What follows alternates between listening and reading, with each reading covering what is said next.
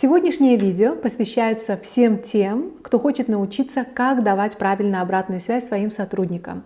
Также всем тем, кто ищет обратную связь. Обратную связь можно разделить на две категории. Первая категория – это как правильно давать обратную связь, например, в корпоративной среде. И вторая категория – это как правильно ее искать, у кого искать ее, где просить эту обратную связь. И я хотела бы с вами сегодня поговорить об двух этих категориях. Но прежде всего хочу сказать, что как правильно давать обратную связь. Нужно учесть несколько моментов и несколько деталей. Первая деталь, которую следовало бы учесть, когда мы даем кому-то обратную связь, особенно если это наши подчиненные, если это конструктивная обратная связь. То есть под словом конструктивная я имею в виду немножко такая негативная, не совсем позитивная. Ее нужно дать лично. То есть лицом к лицу, и никакое третье лицо не должно присутствовать в этой обратной связи. Если вы даете позитивную обратную связь, ее вы можете давать публично, и это даже поощряется, что вы публично поощряете человека и даете человеку очень хорошую обратную связь. Второе, что нужно учесть. Обратная связь должна даваться своевременно, и она должна быть конкретной. Если вы видите, что ваш сотрудник делает то, что не подобает его должностным обязанностям, вы должны дать своевременную, сиюсекундную, сейчас же обратную связь. И она должна быть не обобщенная какая-то, не обо всех болячках, а о конкретном этом действии. То есть обратная связь должна быть своевременная и должна быть конкретная.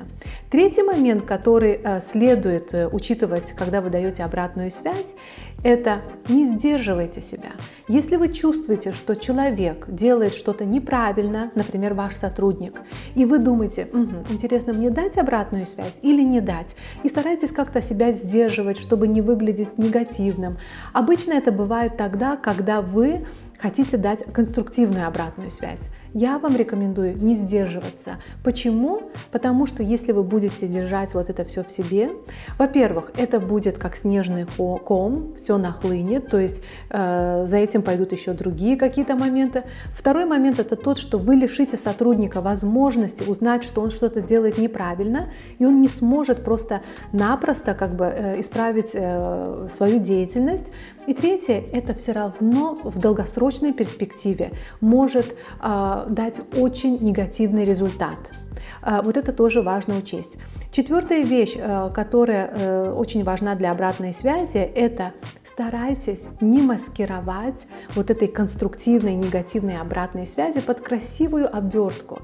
То есть вы хотите сказать что-то очень такое не совсем приятное, но как-то какими-то красивыми словами старайтесь это замазать, как-то обвернуть, бантиком закрыть. Не делайте этого. Почему? Потому что просто-напросто это не поможет другой стороне принять вашу эту обратную связь еще легче. Поэтому то, что вы считаете правильным, верным, просто очень так хладнокровно, конкретно, четко скажите свою обратную связь.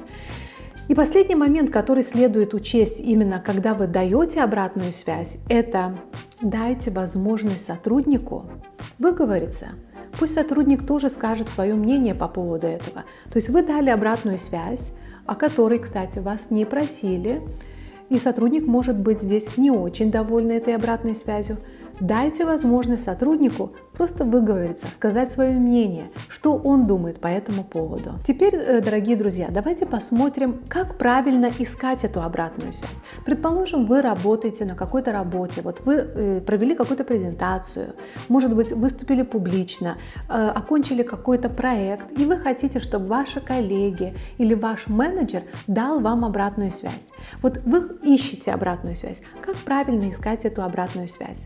Существует несколько маленьких тоже пособий или правил, как правильно искать обратную связь. Первый момент, который нужно учесть, это прежде всего решите, по какому поводу и конкретно по какой деятельности вы ищете эту обратную связь. И когда вы решите, вы должны выбрать правильного человека для этого. То есть, если человек некомпетентен, например, в проведении презентации, то есть у такого человека спрашивать об обратной связи, как вы провели презентацию, не стоит. Почему? Потому что вам здесь придется разочаровываться. У этого человека нет экспертизы, чтобы дать вам конкретную обратную связь. То есть правило номер один – это выберите правильно человека, который мог бы вам дать эту обратную связь. Второй момент – это активно слушайте. Раз вы попросили обратную связь, то вы должны здесь не перебивать, очень активно слушать, возможно, задавать вопросы. И ни в коем случае, когда вы попросили обратную связь, не вступайте в позицию защиты. Вот вы защищаете, а нет, ты знаешь, это не так, а нет, ты не так понял. Раз вы попросили обратную связь, будьте добры выслушать до конца. И ни в коем случае себя не ставить в защитную позицию. И, конечно, последняя деталь, которую следует учесть, когда вы в поисках обратной связи и когда вам дают обратную связь, не забудьте поблагодарить человека, кто вам дает обратную связь. Это очень важно. Благодарность. Просто сказать человеку большое тебе спасибо. Пользуясь случаем, кстати, я тоже хотела бы вас попросить об обратной связи. Я хотела бы попросить о вашей обратной связи об этом видео. Можете писать в комментариях, можете писать на LinkedIn. Спасибо большое, что смотрели. До новых встреч!